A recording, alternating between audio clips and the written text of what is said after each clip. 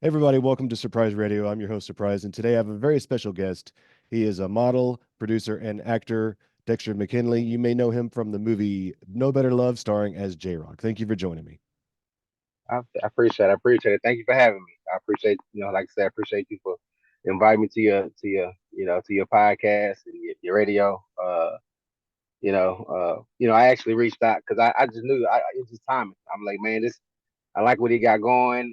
I like him as a person. Like I gotta have an interview with somebody one on one. I haven't had a one on one interview yet.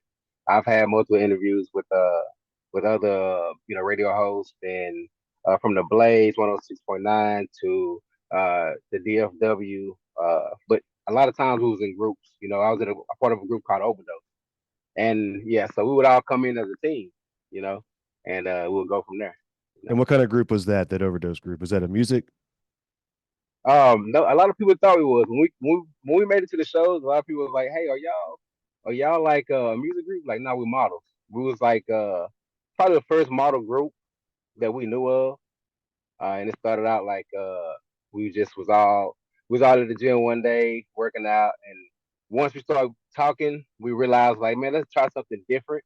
We was all kind of it was all athletes. I played football, basketball, did all that stuff, and it can only take you so far. You know what I'm saying? So you know, it's some people. Everybody got what they like to be in, and I really like deep down like movies, anime.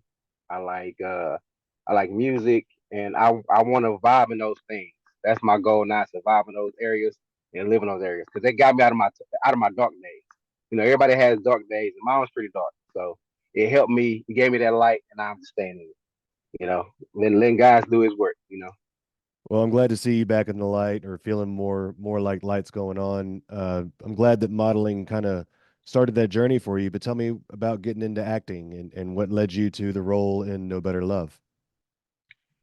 Um, so basically, what got me into it, like I said, it was when it was my dark time. It was when uh I was I had just got out of a breakup, and we all know how breakups do. In real life, crumbles you and make you feel like you're nothing. So while that was happening, I was going to the gym and I met my guys. This was guys from the overdose group, and when I met them, we started. I was doing the modeling thing, and I was using that, to keep my head from other stuff, you know. And then I had got hurt, Long story short, after I got hurt, I jumped right back into it, and Too soon. yeah, I jumped in real soon, and my body wasn't ready yet. My body wasn't ready, my mind wasn't ready. So I went back. I took classes. I took all type of classes, man, from voice classes to acting classes, and once I got in that groove, um, I did a thing with Hunter Bonnie D. I don't know if you ever seen those shows Mhm. on YouTube. We got about 2.3 million plays on the video we did. It's pretty cool. It's pretty cool. That is cool. Uh, yeah, he was awesome, man, and that broke me into the world of the acting world. When I was there, and I was just doing it was improv. I got to do some improv, and it went crazy. And after that, it was just all downhill. It was all downhill. So yeah, so I went from that to one of my buddies called me, said, "Hey man, I got it gets a big movie coming up, man. I think you'd be a great fit for it." And I was like, "All right, cool. I'm down, gang. I've been working on my craft. Let's see what's up." He sent me audition audition audition reel of him, and I was like, "Okay, well, I'm about to send mine in, and we'll see what happens."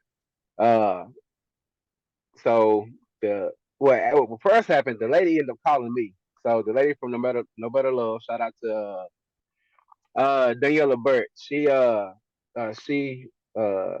she's one of the ones who gave me a chance in No Better Love. She seen my audition reel. I got my reel um from Entice. Entice she gave it to the group. The team went over the reel and they was like, "Hey man, it's a go," you know. I put that reel on one of my threads. I just put it on my threads. I plan on putting it on something else because I put both of them together, the audition reel and I put with the movie. I put them both together, and I got to see the from behind the scenes to what really happened from just from getting apart. I'm learning that my voice was gone. When I did the audition, my voice was gone. I Oh could no. barely talk. Like it was crazy. I was sick at the time, so it was like it was a prayer, man. It was a prayer, and he actually God answered prayers. The audition went good. Then went from an audition. 3 weeks after that, 3 weeks after the audition, we was on set. So I had to learn all my lines pretty much in 3 weeks. And I got them all down. Made it to set. I was super nervous. Nobody could believe I was nervous. Like after the whole thing, they was like, "He did well," and I was like, "I'm still shaking." Like, did I? I'm like, "Did I?" They're like, "Yeah," and I'm like, "Okay, cool." And I didn't get to even see nothing until the movie actually dropped, and I didn't even know it dropped. Like I had a friend call me and say, "Hey man, you're on Tubi." I'm like, "What?" I didn't know I didn't know where it was gonna land at. It could have been on any other Paramount. It could have been on Netflix. It could have been on any other streaming network. But I didn't even have Tubi. So I'm like, "What?" So I go to Tubi and I'm like, "Whoa!" They got me on the cover. I remember taking the cover of the picture. But I didn't know how they was gonna do it. Like I say, once you go do anything, you don't really get to see none of the content. Mm, They see if they like it, and if they like it, they go with it. You don't get to say, "Oh, I look terrible in hmm. that shot. Let's get that out of there." Nah, it's up to them. So, uh, and being on set for hours was cool. But yeah, that pretty much got me there from modeling with my group to just doing stage play. Just went down the hill. Over 4 years of work, man. So much work I had from when I started. In the midst of man having a back injury, that was crazy. Like literally in pain on set sometimes, just sitting there because I got to sit in there for hours. But Hmm. it's just how it go, man. You get on set, man. You can be there sometimes 2 hours and sometimes 16 hours straight. Yeah. And you said that you're doing some stage work too? Yeah, I did. I did a stage play first. That was the first thing I did. After the model, it was a stage play. I did Carthage. Um, that was pretty fun too. That was exciting. That was harder than what. It's harder than actually shooting a movie because at least you can take takes. Yeah. That stand up stuff is real. And I salute anybody who's doing stand up, anybody who's doing stage plays, live venues, staying in character, staying ready and getting it out is big in the game of success. So, we gotta execute, execute, execute. So you told me that you were pretty interested in the underground music scene and that you had some friends that you kind of wanted to talk about while we were doing this. So I kind of wanted to just see what exactly you were thinking about as far as that goes. Yeah, I need, man. So, I'm a content creator as well. I'm with, I don't know if you know Logan Chitwood. He does anime for Mhm. Euro cosplay. Dale Thirst Guy, he does his own cosplay. This Thirst Guy and KV Hall, and we all been pretty much making content. And one of the hardest things to get in content is music. Music is hard in itself, So to be able to have that connection is great for the industry. And even like all the bands I've been seeing you post, that's been giving me so many insights on things I can do in my videos. Because sound gives me ideas. Mhm. I get my ideas and my things from sound and lyrics, and I mean you can scream and I can come up with something like this. And that's why I really want to focus on like getting with these artists and these unsigned artists and seeing if we can make some content, make some music. I'm down. I'm down. I got a couple friends. They do music. My cousin, he go by Ayo Uno. He's an underground artist too. I think I've heard of him It's actually. more Yeah. already. We pretty much vibe everywhere, and that's probably why I'm like, yeah, because he can do it all, man. He like the skater stuff. He likes the anime. Like so, we about the same. We like everything that consists of having some art behind it. Anything that's artistic, we love that. And I don't care what race, I don't care what language. If I can feel the vibe, I'm good. I'm I'm good. the Let's same go. way. And it it becomes a little hard to talk about because as far as what I do, I try as hard as I can to make sure I include everybody. So I have blocks of music that are dedicated to just black artists. I have blocks of music that are dedicated to just women. I'm trying to get a better collection of hip hop on my radio station. I have a little bit on my YouTube show. Um, Okay. Hip hop is hard to find underground that's any good because it pretty much goes from sounding really, really bad to, oh shit, it's already viral.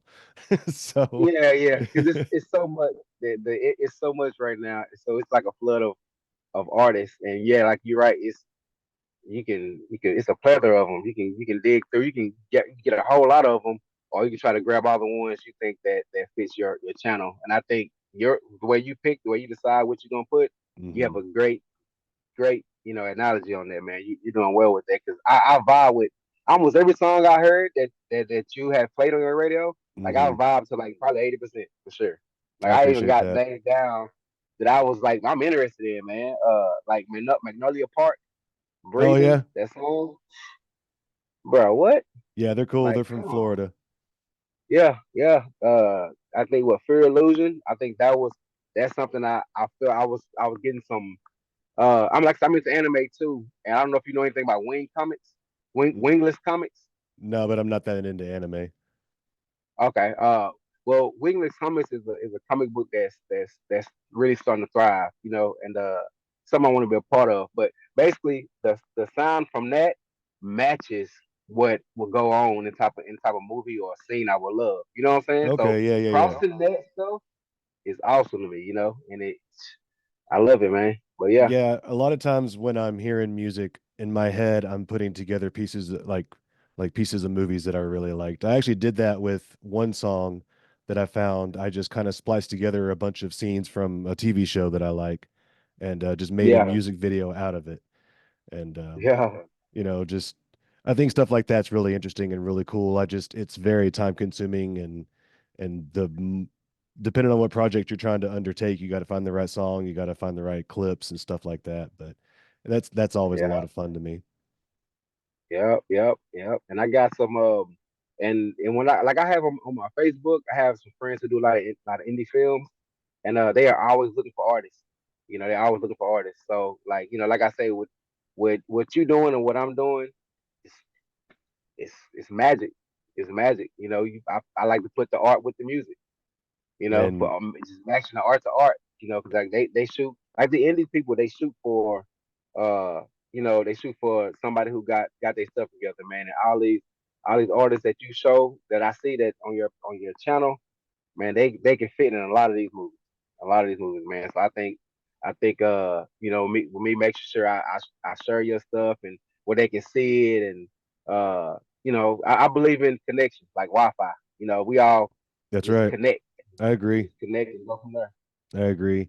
Um, so anybody that, is interested, you can always contact Dexter on his Instagram. It's at DMTV_19. Um, he's definitely somebody that you are going to want to connect with if you have some ideas or some music you want to lend to him or, collaborate, things like that. He definitely sounds like he's open to it. Did you have anything else you wanted to add it to that? Nah, nah. Yeah, just like you said, man, just reach out. I'm not no, I don't really shy away or turn down anybody who send me anything, even though it might take me a while to get to it, because I have a lot of I be having a lot of inbox. Sometimes it might take me a while, dealing with my company, other things, but I will get back to you and we will rock on. Like, we will definitely rock on. So, anybody out there that want to, use us to promote their music, they shirts, they attire, like I'm down. Like I got my weird and different hat on right now. Yeah, there you You go. I know, mean, like I It- said at the beginning, he is a model, so he'll gladly model your merch for you, oh make yeah, it look y'all make it good. look good, baby. I like it. There you go. Yeah, Dexter, thank you so much for joining me today, and I hope that you continue to land all the roles that you hope to get, and that you continue to have success. me too, man. Appreciate it. Same to you, man.